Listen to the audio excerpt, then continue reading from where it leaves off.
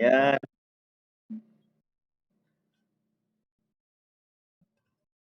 di apa Pak? Sambil membagi waktu di kesibukan-kesibukan, mudahan sambil mempelajari juga.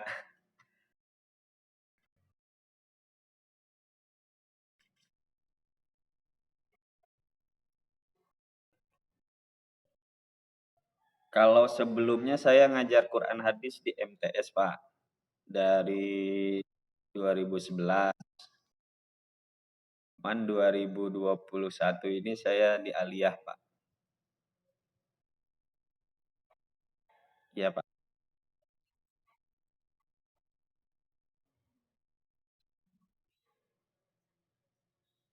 Eh, Kalau MTS kan lebih kepada praktek dalam menguasai materi, misalnya membaca, memahami.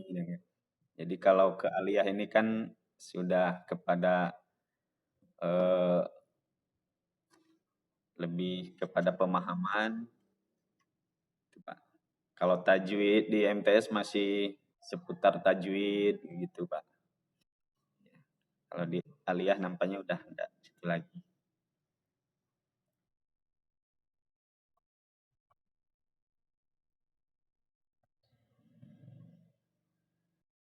Yang paling berkesan sih, ya,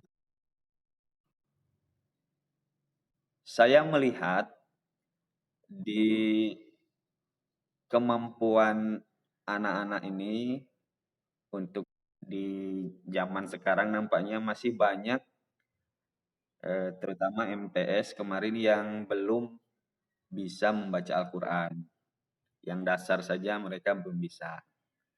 Jadi memang ketika saya mengajar mereka, ya lebih kepada bagaimana menguasai membaca Al-Quran dengan baik dan benar dari dasar. Jadi asiknya di situ sih Pak. Karena memang ya sedikit paham lah tentang Al-Quran, terutama dalam mengajarkan seni membaca Al-Quran, cabang mujawad Pak.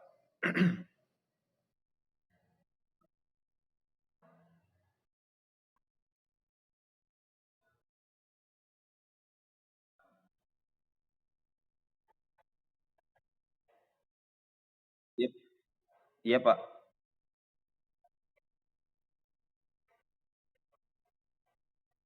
Satu Pak. Iya Pak.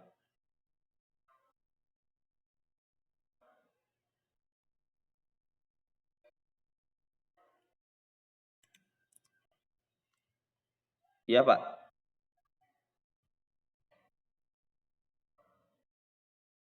Teknologi ya.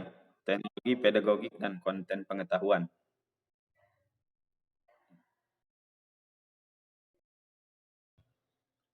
Bentuknya sih kalau teknologi kita siapkan ini Pak, siapkan materi ajar tentang apa ini Pak, apa namanya? Eh, PowerPoint Pak, PowerPoint, ya PPT. Iya iya Pak.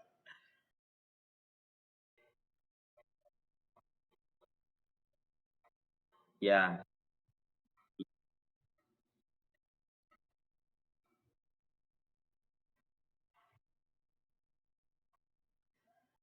eh, kita siapkan alternatif Pak. Jadi ada media PowerPoint-nya kita simpan di laptop menggunakan layar infocus, alat bantunya. Jadi kalau yang kedua kita siapkan di smartphone Pak, di HP. Ya, cuman memang kalau kendala listrik dan lain sebagainya mungkin lebih kepada tidak bisa dilihat oleh siswa. Itu aja. Jadi tapi kita materinya bisa sampaikan.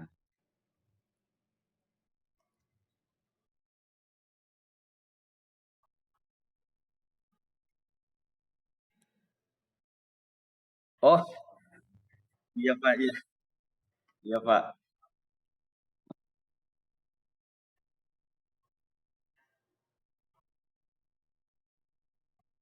Iya Pak, mohon maaf Pak.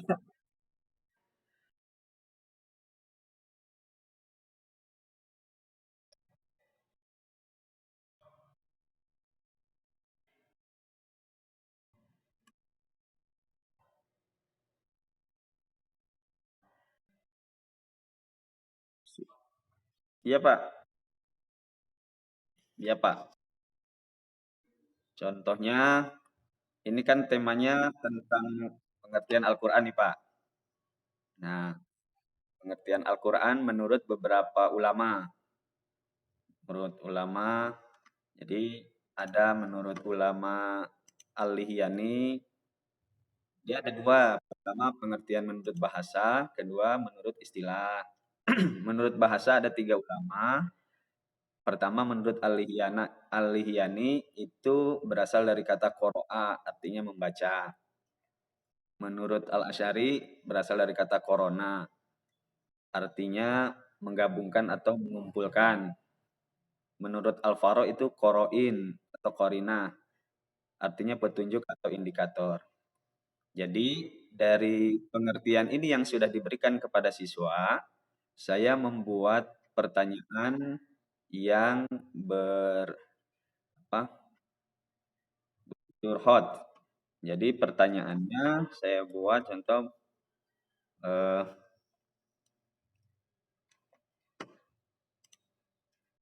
apa landasan atau dasar Al-Lihyani mengartikan Al-Quran itu sebagai artinya itu bacaan. Kenapa Al-Lihyani mengatakan Al-Quran itu berasal dari kata qoro'a dan artinya bacaan. Jadi didiskusikan kepada teman-teman, kira apa yang menjadi alasannya. Iya Pak, iya Pak, iya Pak, iya Pak.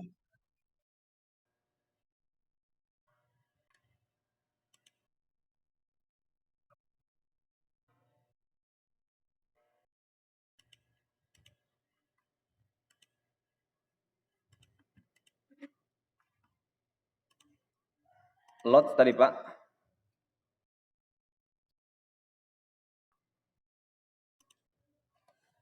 Ya karena untuk lot itu tidak melibatkan apa namanya, berpikir kritis, ya, yang berpikir kritis Pak.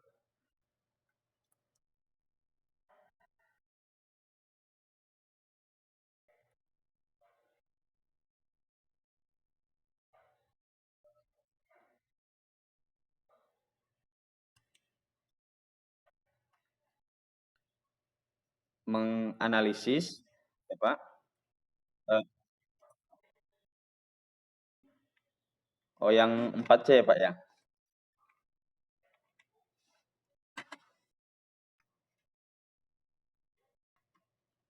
4C, eh,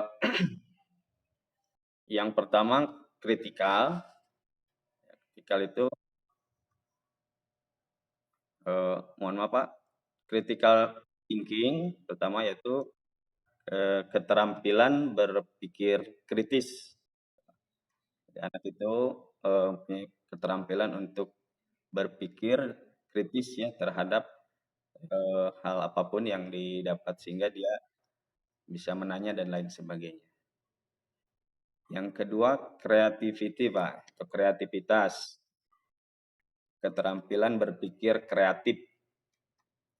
Yang C ketiga yaitu kolaborasi atau kolaborasi, yaitu keterampilan bekerja sama atau berkolaborasi.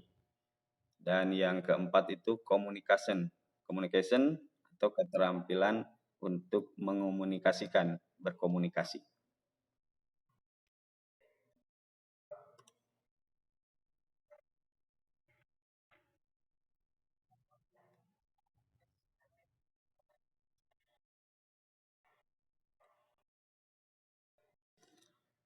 kreativitas di Al-Quran hadis untuk siswa, untuk kita guru Pak.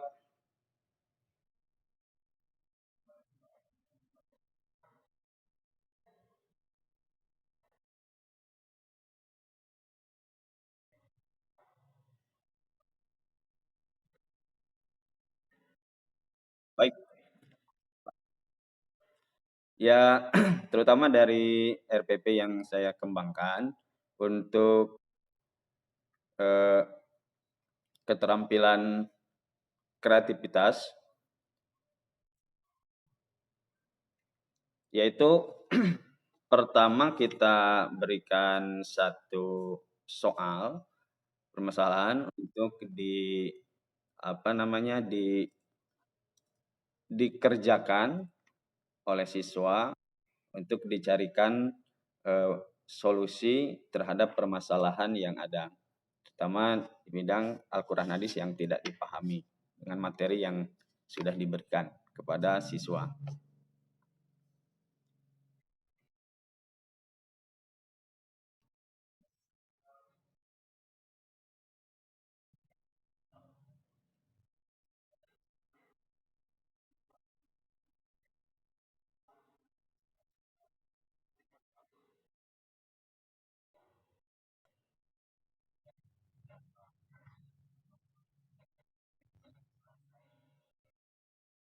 Eh, saya tampilkan saya tampilkan ininya Pak.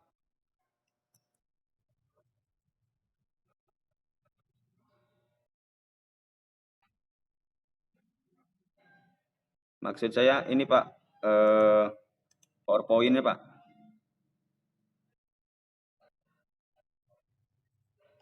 Baik Pak, saya tampilkan dulu PowerPoint-nya Pak.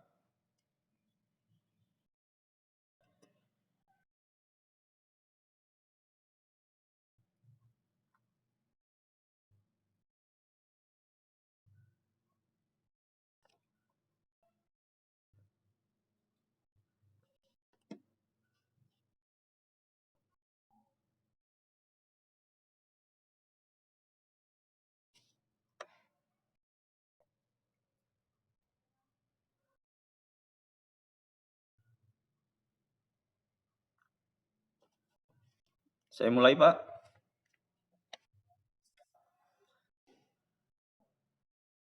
Assalamualaikum warahmatullahi wabarakatuh. Hamdan wa syukran lillah, salatan wa salaman ala rasulillah, amma ba'du. Apa kabar anak-anak sekalian? Alhamdulillah, mudah-mudahan kita senantiasa dalam keadaan sehat walafiat.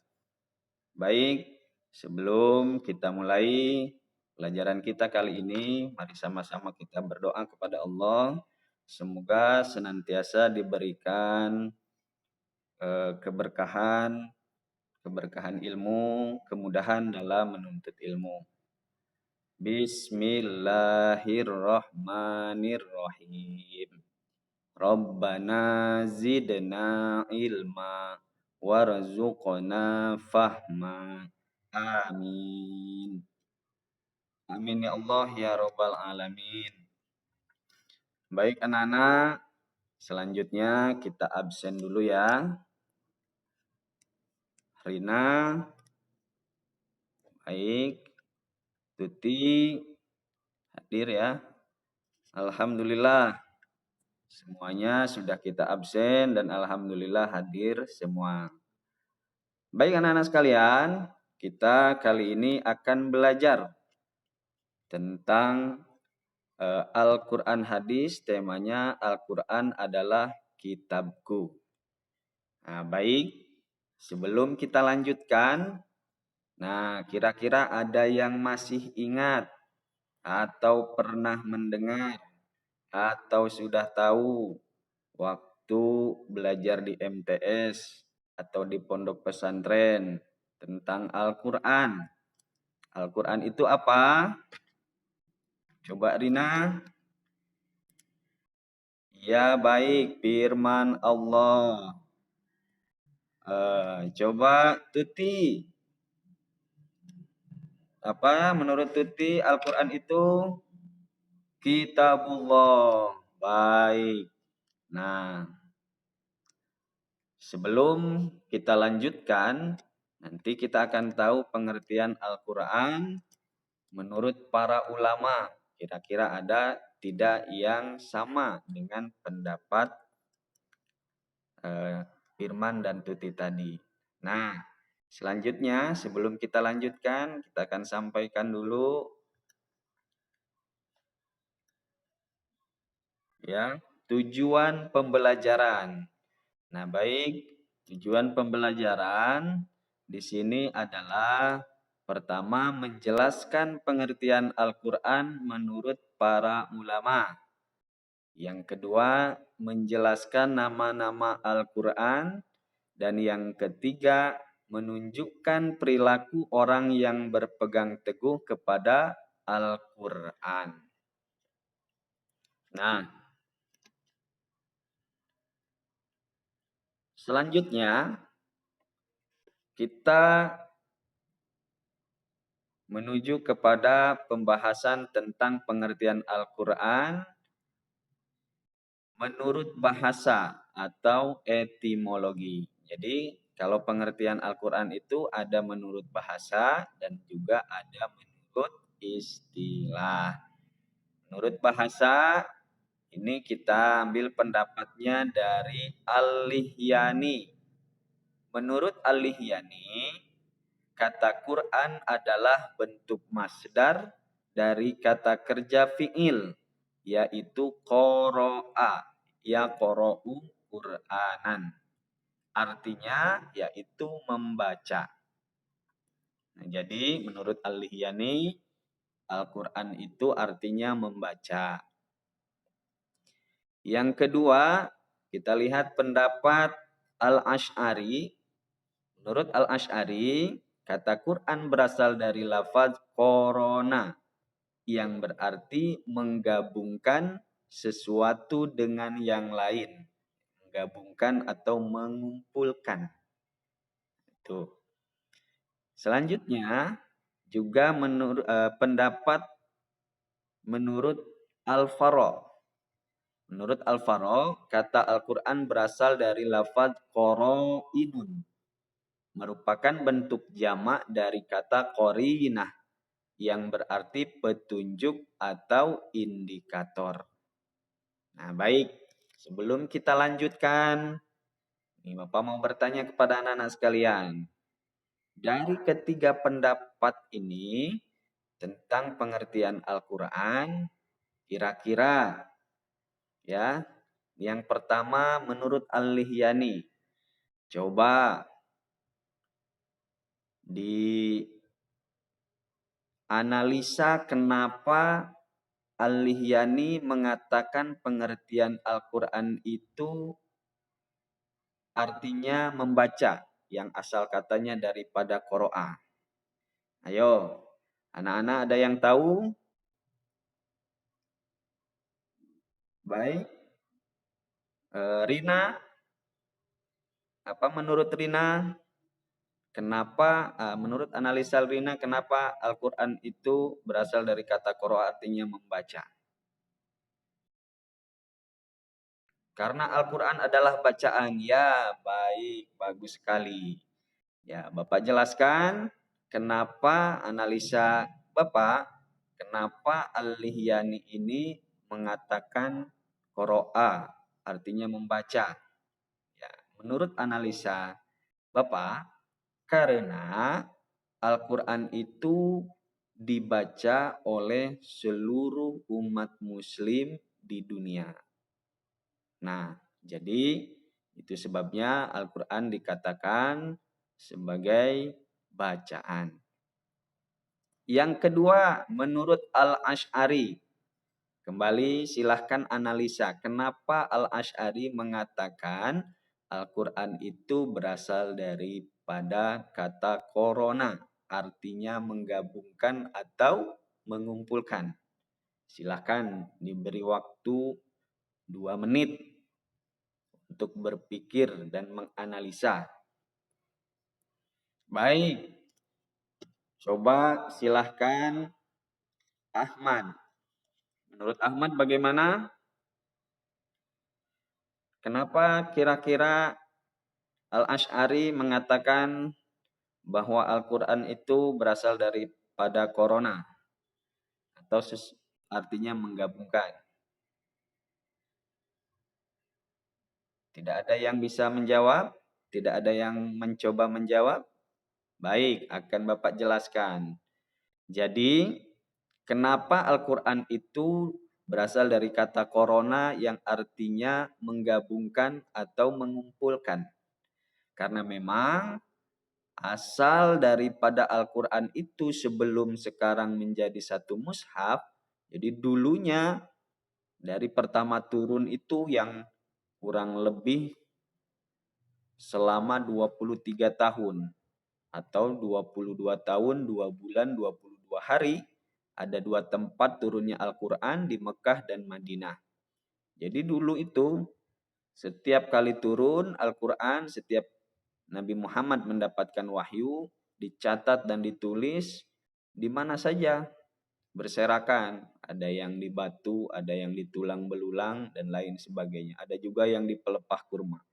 Nah, setelah semakin maju pada zaman masa Utsman bin Affan, dikumpulkanlah Al-Quran. Ya, dikumpulkanlah Al-Quran menjadi satu mushaf. Nah, itu sebabnya Al-Quran itu dikatakan corona. Corona. Artinya menggabungkan atau mengumpulkan. Baik, yang ketiga. Menurut Al-Farra. Al-Farra, kata Al-Quran berasal dari kata qoro'inun. Yaitu artinya petunjuk atau indikator. Jadi kenapa Al-Farra mengatakan bahwa Al-Quran itu petunjuk atau indikator? Ya, kita ambil bahwa dari ayat yang mengatakan hudal linnas, bahwa Al-Quran itu petunjuk bagi setiap manusia. Jadi Al-Quran itu isinya petunjuk. Jadi kalau manusia, umat muslim tidak memperhatikan petunjuk, maka dia akan tersesat. Jadi itu sebabnya Al-Quran dikatakan sebagai qoro'inun. Baik, anak-anak sekalian, ada yang ditanyakan terkait dengan pengertian Al-Quran menurut bahasa? Apakah ada yang ditanyakan?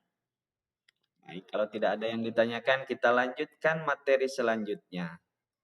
Kita lanjut kepada pengertian Al-Quran menurut istilah. Nah, menurut istilah, juga ada beberapa ulama yang berpendapat tentang pengertian Al-Quran.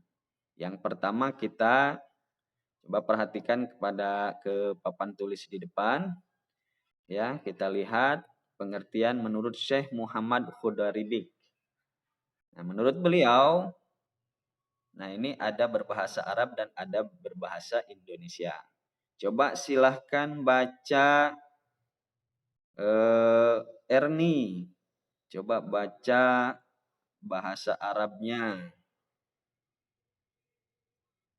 Ya, baik. Bapak luruskan bacaannya ya. Jadi, menurut Syekh Muhammad Qudari Bek, Al-Qur'anu wal lafzul arabiyyul munazzalu ala Muhammadin sallallahu alaihi wasallam litadabburi wat tazakkuril mangkulu mutawatiron wa huwa ma daffatainil mabdu bi suratil Fatihah wal makhtum bi suratin Nas. Jadi kata Muhammad Khudari Bek, Al-Quran ialah lafaz atau firman Allah yang berbahasa Arab yang diturunkan kepada Nabi Muhammad untuk dipahami isinya dan selalu diingat. Yang disampaikan dengan cara mutawatir, ditulis dalam mushaf yang dimulai dengan surah Al-Fatihah dan diakhiri dengan surah An-Nas. Itu menurut pendapat Muhammad Hudari Beg. Baik, kita lanjut kepada pendapat selanjutnya, yaitu menurut Syekh Subhi Salih. Nah, menurut Syekh Subhi Salih, Al-Qur'anu huwal kitabul mu'jizul munazzalu 'alan nabiyyi sallallahu alaihi wasallam al-maktubu fil masahifil manqul alaihi bitawatturil muta'abbadu bitilawati. Al-Quran menurut Syekh Subhi Solih yaitu kitab Allah yang mengandung mukjizat yang diturunkan kepada Nabi Muhammad, ditulis dalam mushaf-mushaf, disampaikan secara mutawatir dan bernilai ibadah dalam membacanya atau bagi yang membacanya. Itu pendapat kedua. Selanjutnya pendapat yang ketiga menurut Syekh Muhammad Abduh. Coba sekarang giliran Ahmad untuk membaca pengertian Al-Quran menurut Syekh Muhammad Abduh.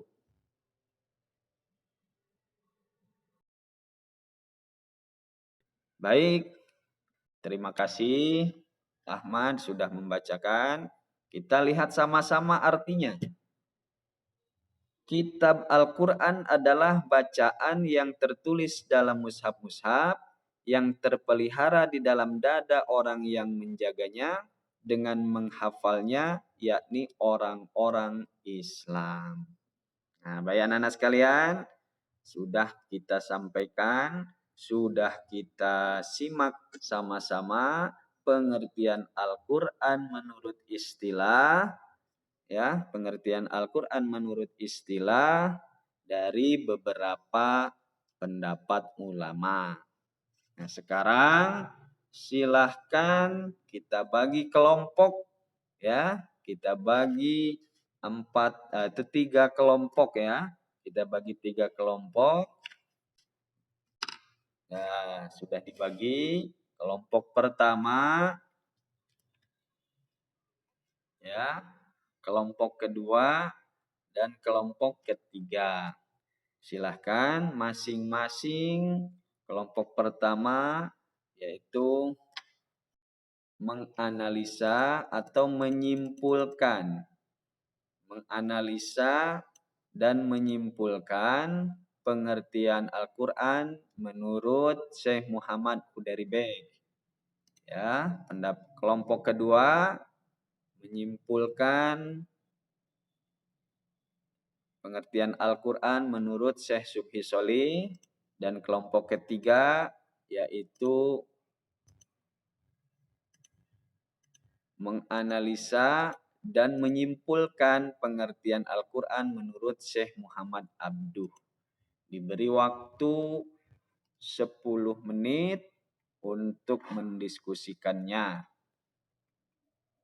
Kemudian setelah itu akan kita diskusikan bersama dan presentasikan dari hasil analisa kelompok masing-masing. Baik, waktunya sudah selesai. Sekarang kita persilahkan kelompok 1 untuk menyampaikan hasil analisanya, yaitu pengertian Al-Quran menurut Syekh Muhammad Hudari Beg. Baik, terima kasih kelompok 1. Kita lanjutkan kelompok 2. Dan terakhir yaitu kelompok 3. Baik, alhamdulillah setiap kelompok sudah menyampaikan hasil analisanya, dan tibalah di pelajaran di waktu terakhir ini sebelum kita tutup, kita akan simpulkan pengertian Al-Quran menurut istilah dari beberapa ulama. Dapat kita ambil poin-poinnya. Yang pertama, bahwa Al-Quran itu adalah kitabullah. Al-Quran itu adalah kitab suci. Yang kedua, kitab Al-Quran itu berbahasa Arab. Ya. Selanjutnya Al-Quran itu sebagai mukjizat Nabi, dan yang selanjutnya Al-Quran itu tertulis termaktub di dalam mushaf. Ya, yang keempat diturunkan secara mutawatir melalui malaikat Jibril. Dan terakhir bahwa Al-Quran itu membacanya dinilai ibadah. Baik anak-anak sekalian, itulah beberapa poin dari pertemuan kita kali ini, kurang lebih 45 menit sudah berlangsung. Mudah-mudahan apa yang sudah diajarkan, materi yang sudah diberikan dapat dipahami, ya, dapat diingat, dan juga mudah-mudahan dapat diaplikasikan. Ya, demikian. Terima kasih atas perhatiannya. Wabillahi taufik wal hidayah. Assalamualaikum warahmatullahi wabarakatuh.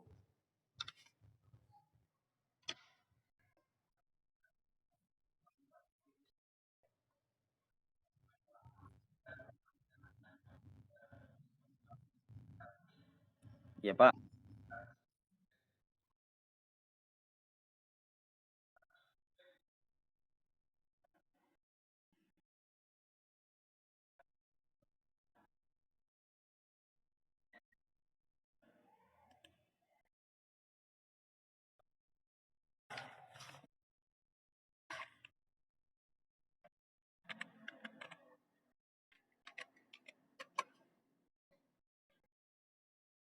Teori belajar pertama, eh, tanya jawab,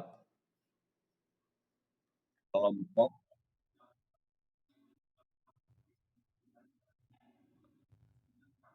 Oh iya Pak, paham Pak, ya Pak.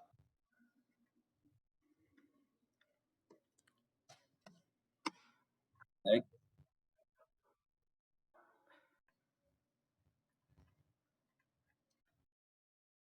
gimana Pak?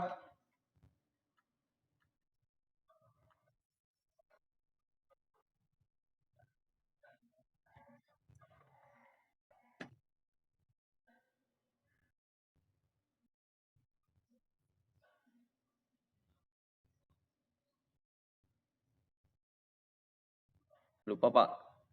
Ah, BHP,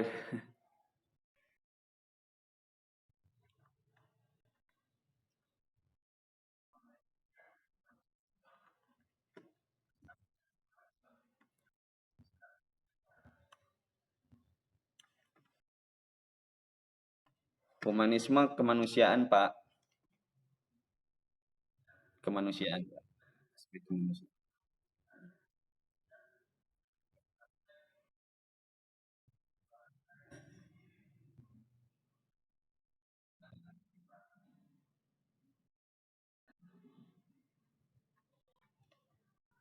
Iya Pak.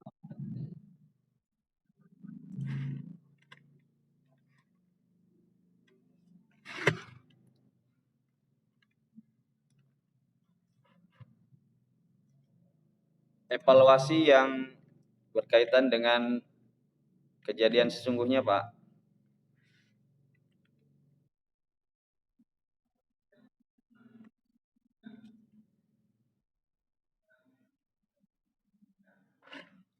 Sesungguhnya.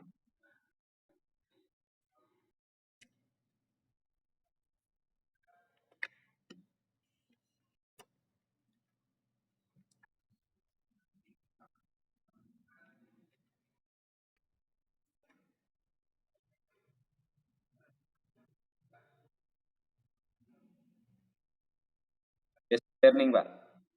Ya, problem ya Pak. Problem based learning. Ya, pembelajaran berbasis masalah, yaitu ya yang ditemukan di lapangan kaitan dengan sulitnya mencari sumber belajar Pak, anak-anak Pak. Selanjutnya ke keinginan tingkat belajar anak-anak yang cukup kecil, Pak. Ya, motivasi untuk belajar anak-anak yang apa itu salah satu masalah yang dihadapi di lapangan, Pak.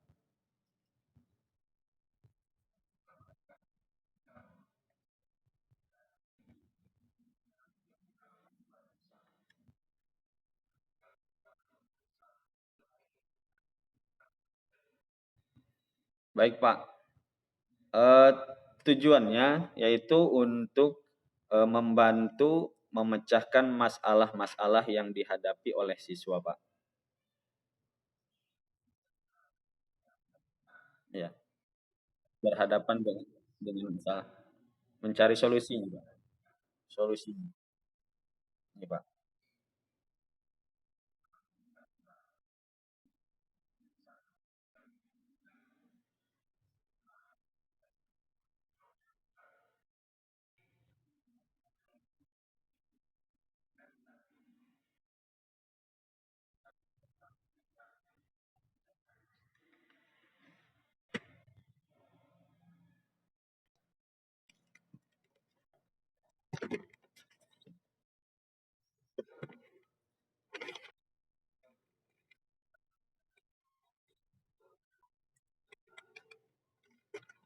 Gimana, Pak?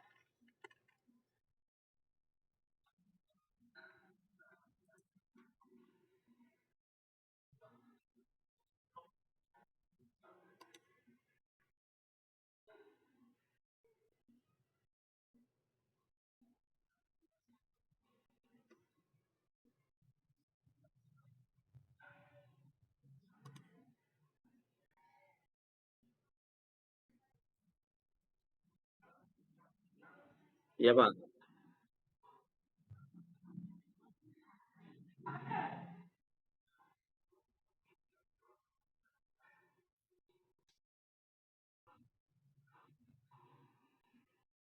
Itu satu proses berpikir ya, Pak. Satu proses berpikir itu kemampuan individu untuk menghubungkan, menilai dan mempertimbangkan suatu kejadian atau peristiwa, Pak.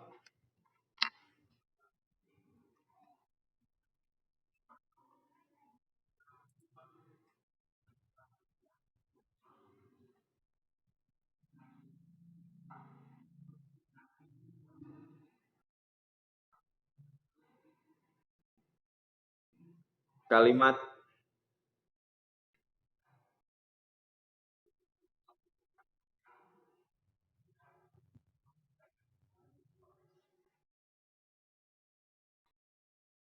soal itu, Pak, ya, kaitan dengan soal, Pak.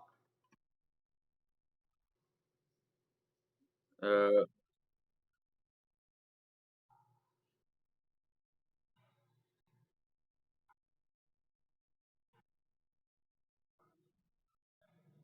Menganalisa, Pak, ya. Iya,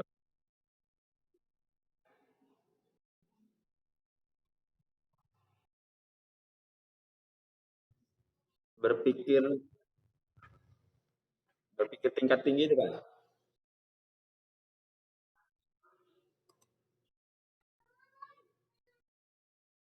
Mengevaluasi. Ya.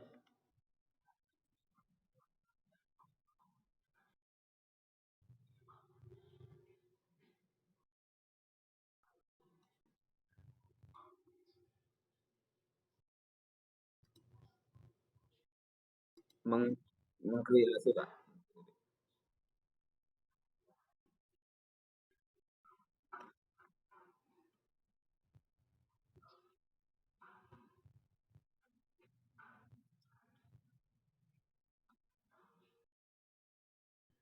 Bisa, Pak.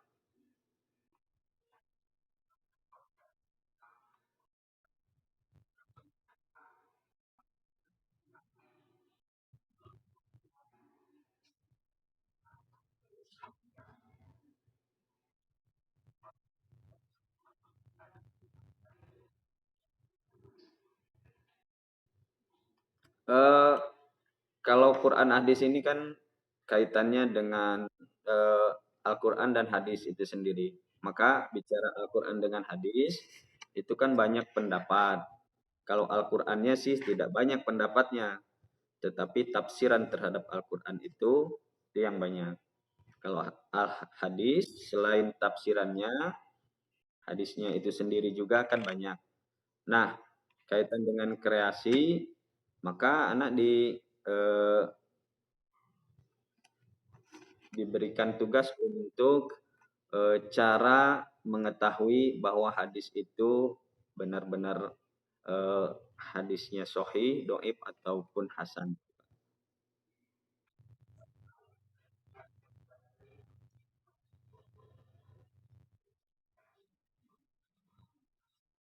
Kaligrafi, Pak. Iya, Pak, ya. Siap.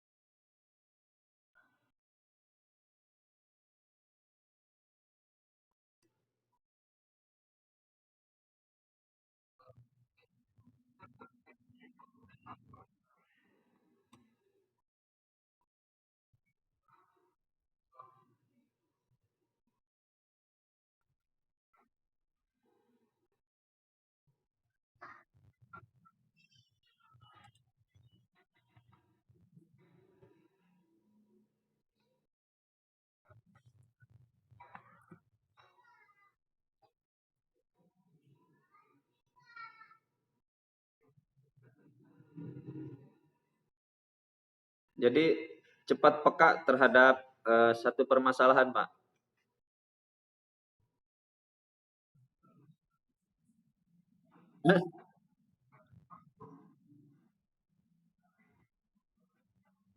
Iya, Pak. Siap.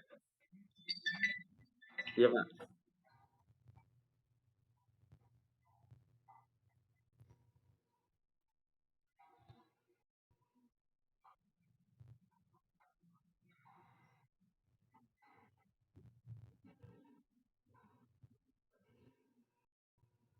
Dalam diskusi, Pak, dalam diskusi, ya ketika pembelajaran diskusi, misalnya kelompok satu tampil, maka teman-teman yang lain diberikan kesempatan untuk menilai kelompok yang sedang tampil, menilai penampilannya, penguasaan materinya, dan lain sebagainya.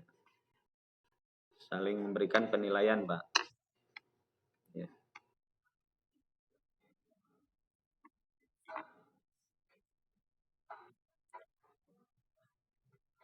Pak.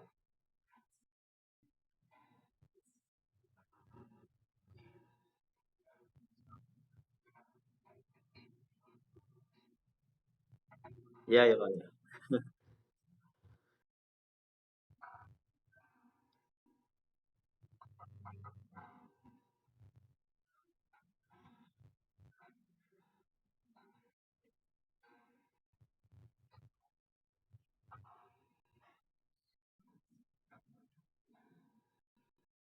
Baik, Pak.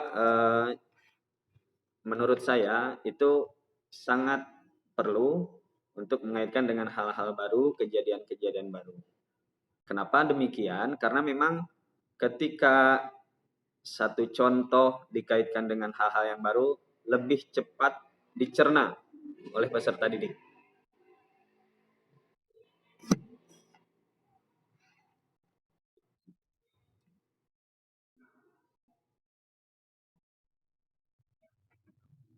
Iya, Pak.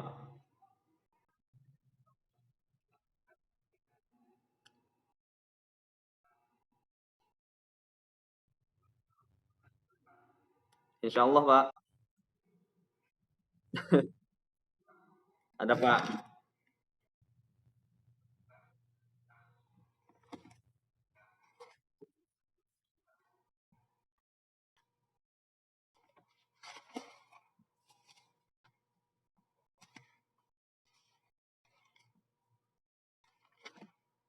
Ayat berapa, Pak?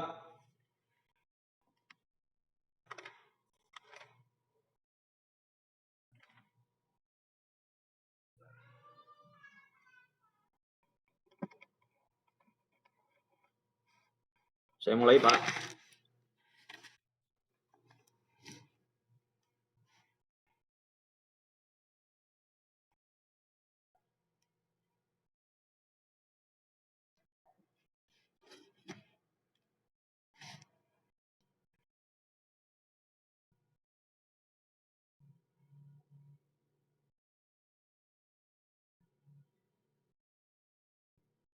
Ya, Pak. أعوذ بالله من الشيطان الرجيم. بسم الله الرحمن الرحيم. تلك حدود الله ومن يطع الله ورسوله يدخله جنات تجري من تحتها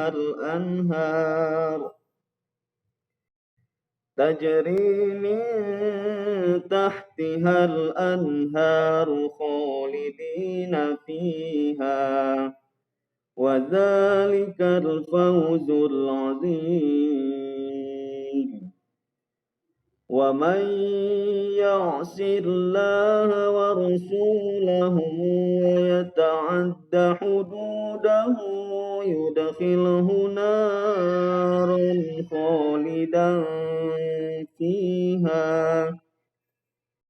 وله عذاب مهين. واللاتي يأتين الفاحشة من نسائكم فاستشهدوا عليهن أربعة منكم فإن شهدوا فأمسكوهن في البيوت حتى يتوفاهن الموت أو يجعل الله لهن سبيلا.